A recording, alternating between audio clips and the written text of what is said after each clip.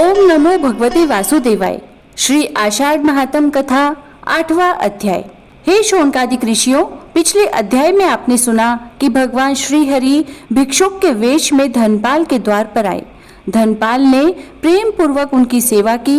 यद्यपि वह भगवान के वास्तविक स्वरूप को नहीं पहचान सका, पर उसके हृदय में करुणा और भक्ति का दीपक प्रज्वलित हो चुका था। राजा धर्मवीर ने भी घोषणा कर दी थी कि आषाढ़ मास में धर्मपुरी का कोई भी व्यक्ति भूखा नहीं रहेगा। किंतु हे मुनियों, भगवान अपने भक्त की परीक्षा एक बार नहीं बार बार लेते हैं, क्योंकि परीक्षा से ही श्रद्धा दृढ़ होती है। दूसरे दिन प्रातःकाल हल्की वर्षा हो रही थी। धनपाल अपने आंगन में बैठा भगवान श्री हरि के नाम का जप कर रहा था। तभी द्वार पर एक धीमी सी आवाज सुनाई दी, बेटा कोई है, मुझे थोड़ी सहायता चाहिए। धनपाल बाहर आया। उसने देखा कि एक विधवा माता अपने लगभग 7 वर्ष के पुत्र का हाथ पकड़े खड़ी थी। दोनों के वस्त्र भीगे हुए थे। बालक भूख से व्याकुल था। माता ने कांपते स्वर में कहा, बेटा मेरे पति का देहांत पिछले वर्ष हो गया। खेत भी बाढ़ में बह गए। 3 दिनों से मेरे पुत्र ने भरपेट भोजन नहीं किया। यदि थोड़ा अन्न मिल जाए तो भगवान तुम्हारा कल्याण करेंगे। और बालक बार बार अपनी माँ का हाथ पकड़कर कह रहा था, माँ मुझे बहुत भूख लगी है। धनपाल का हृदय द्रवित हो उठा। उसी समय उसके एक सेवक ने आकर कहा, सेठ जी, इस वर्ष वर्षा के कारण व्यापार में बहुत हानि हुई है। यदि इसी प्रकार अन्न बांटते रहे तो हमारे भंडार भी जल्दी खाली हो जाएंगे। कुछ क्षण के लिए धनपाल मौन हो गया। एक ओर संसार का भय था, दूसरी ओर उस भूखे बालक का चेहरा। तभी उसे महर्षि के शब्द याद आए, जो अन्न भगवान के बच्चों के काम न आए वह केवल भंडार का बोझ है। तभी उसकी पत्नी सुभद्रा बाहर आई। उसने धीरे से कहा, स्वामी, जब हमने भगवान से क्षमा मांगी थी तब क्या यह संकल्प नहीं लिया था कि कोई भी भूखा हमारे द्वार से खाली नहीं जाएगा। धनपाल ने भगवान श्री हरि की मूर्ति की ओर देखा। उसके मुख से अनायास निकला, जो कुछ मेरा है वह भी तो प्रभु का ही दिया हुआ है।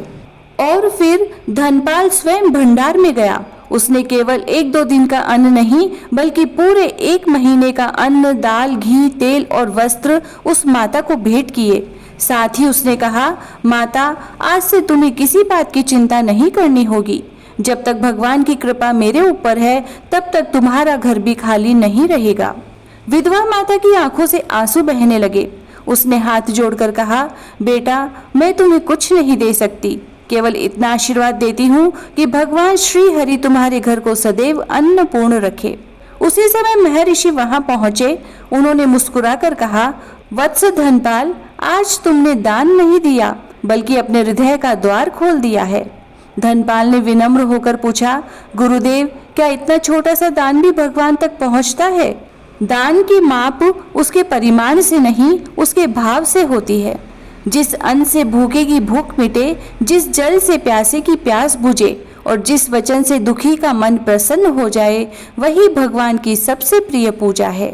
इधर राजा धर्मवीर को जब यह समाचार मिला तो उन्होंने धनपाल को राजसभा में बुलाया।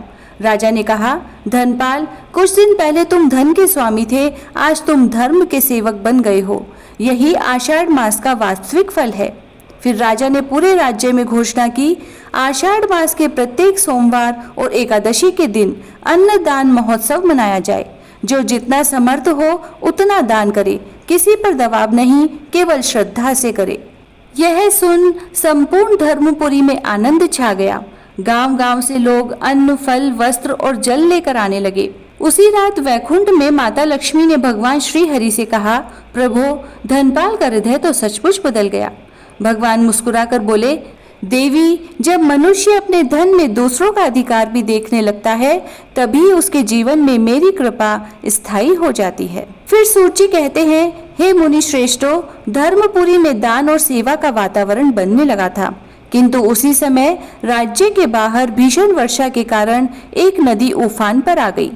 नदी के उस पार एक गौशाला थी, जहां अनेक गौ माताएं भूखी प्यासी फंसी हुई थी। राजा धर्मवीर ने तुरंत सहायता भेजने का निश्चय किया। धनपाल ने भी कहा, महाराज, इस बार सेवा का पहला अवसर मुझे दीजिए। हे मुनियों, अगले अध्याय में मैं आपको गौ सेवा की महिमा और भगवान श्री हरि की अद्भुत कृपा का वर्णन सुनाऊंगा। इति श्री आषाढ़ महात्म्ये में अष्टमो अध्याय संपूर्णः। जय श्री राधे।